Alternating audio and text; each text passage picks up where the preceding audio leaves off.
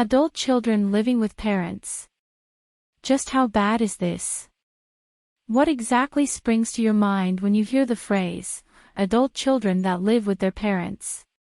This is about a grown man or woman living with their mom and dad. A grown man living with his parents brings to mind what? How about a grown woman? I'm talking 30s or 40s. I'll say that in the mainstream meadow, it puts a negative light on this kind of relationship. At least in movies they make fun of the 30-year-old guy living at home with mom and dad. Same with women. I remember black and white movies calling such women old maids. I used to watch British television as a kid. When a family lived together in the same house and the children were grown. It was usually on an estate in a big old house called a castle or a mansion. Such homes quite often had numerous rooms and wings. It wasn't until I realized where I grew up that more often than not a family which consisted of small children, a mom and dad and also grandparents, did I realize that in other cultures this was the norm. Adults with kids, living with parents. These families were usually from some third world country trying to make a go of it in Canada. I was fortunate that the city I lived in had a very diverse mix of cultures. The minorities were the majorities. LOL.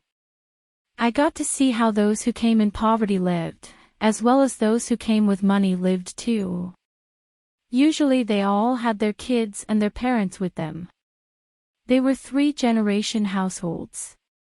Most of my friends who were born and raised here never lived with parents and grandparents in the same house. If there was an old person, they were usually visiting from the old country for a while. My eyes really opened up after getting involved in a divorce. I began to see things that I never saw before. One thing I noticed was that there are lots of people, grown men and women, who move back in with their parents after a divorce. Most don't talk about it though. Kind of like they have been shamed.